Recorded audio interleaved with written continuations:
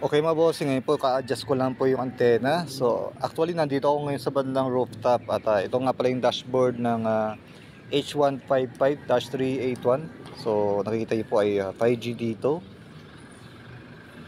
So na-adjust ko na yung antena ko at nag-improve na yung kanyang 5G SINR. So ipakita ko sa inyo. Na rin siya yung pinakamalakas na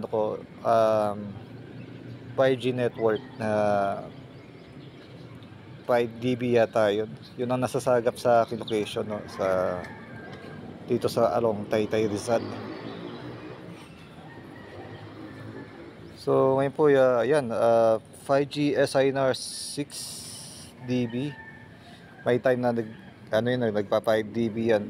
Pero kapag kung saan nakatutok yung antena ng smart, yung dito network bumabaksak siya sa 2 dB.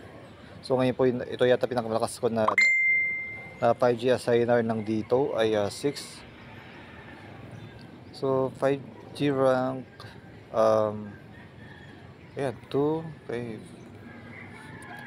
N78 yung dito. So okay, pakita ko sa inyo yung antena ko. 4x4 hybrid MIMO, tapos yung mini hyperbolic. So yung yung smart nakatok siya dito sa bandari sa, hindi ko alam kung ito yata Kenneth or dito yata Kenneth. So maybe dito kay sagop ng Kenneth Sig. So ito yung nakatutok siya sa bandang patanaw niya yung possible ito yata yung globe or maybe dito tower din yata, hindi ko sure. So okay, okay, baba lang ako at mag-speed test tayo sa baba kasi dito sa 4th floor di mahina sagap ng wifi range. So baba tayo sa nirerentahan namin.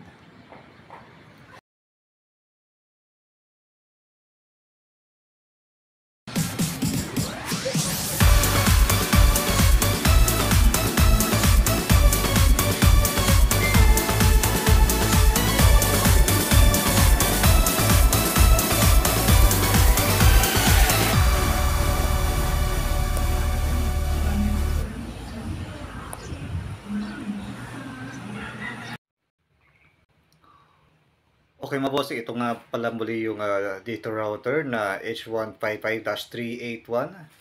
So in-adjust ko yung antena, no. So kanina naglalaro yung 5G DB ng 6 to 5. So ngayon po yan nakakabit ito yung mini hyperbolic, tapos ito yung 4x4 hybrid MIMO, kaya dalawa lang sa mismong 4x4. So combination ko siya ng mini hyperbolic, tapos ito yung 4x4 hybrid MIMO.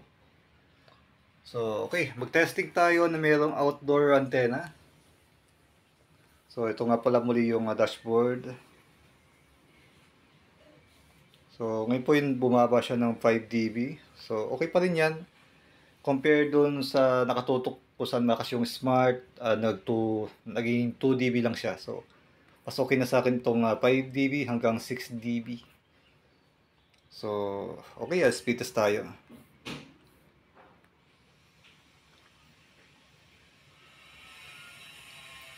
So medyo mabagal yung okay.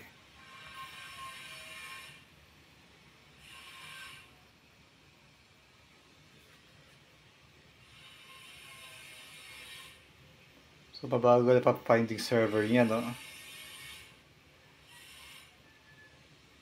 So pili natin yung dito route, dito network.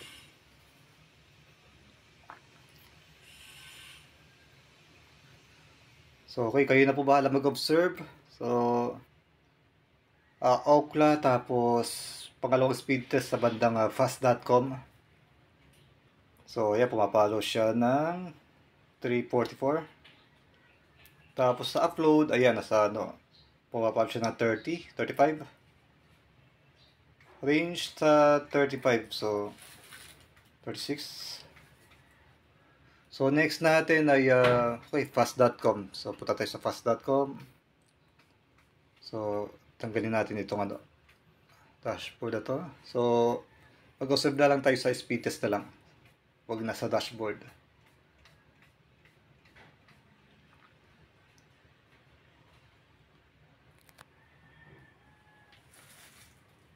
Ayan, nasa 360. Okay. Okay, may chance na pumalo siya ng 400. So, depende pa rin sa look. Ay, 400 nga. Okay. 390. Okay. Not bad. Okay. So, effective yung meron mong naka-outdoor antenna. Uy, 80 Mbps. 72.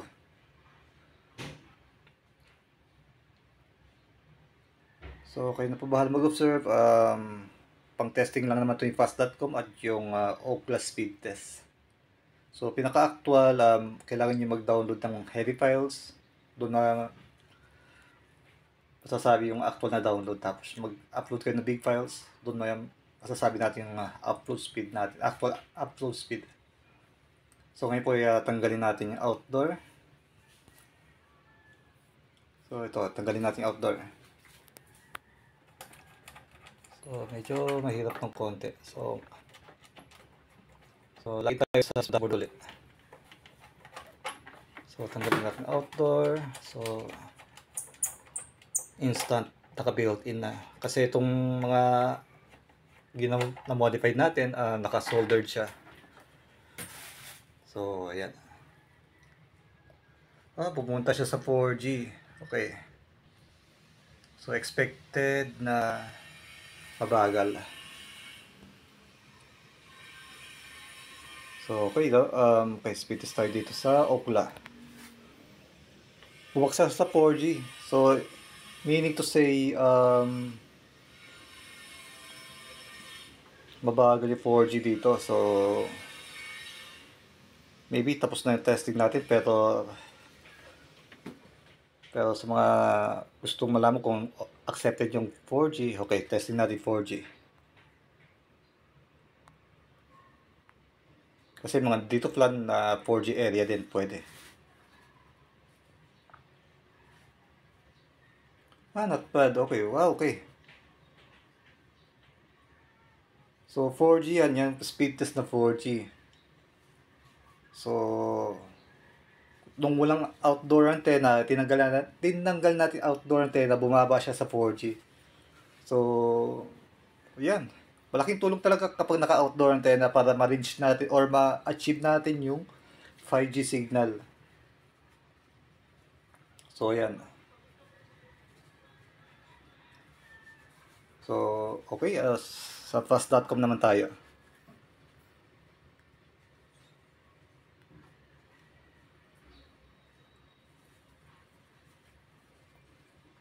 So, okay. Sa mga 4G area, pwede to sa mga naka-dito plan para sa 4G area niya. Pero, much better mag-modify na rin po kayo ng outdoor antenna or gaya nitong nasa dito router para may optional na mag-input kayo ng outdoor antenna. So, ayan yung 4G speed test natin. So, meaning to say talagang kapag walang outdoor antenna, bumabagsak tayo sa 4G. So, kapag naka-input yung outdoor antenna, ayun, namamaximize siya or nasasagap niya agad yung 5G signal.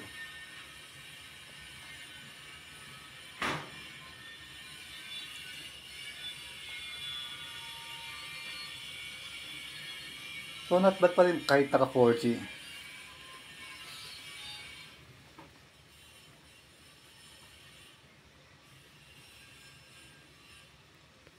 Okay, dito na po nagtatapos siya para pagte-testing natin itong 5G dito router na H155-381.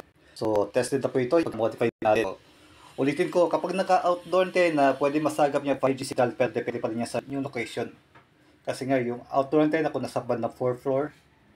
So, itong kwarto na to, itong inukuha natin ay nasa 3rd floor. So, ayan. So, tested na po ito at ready to lalamove sa isang client ko. So, okay. Quality tested pagka-modify natin para sa dito router na 5G. Hawig sa PLDT home Wi-Fi na H155-382. tested po tayo dyan, boss.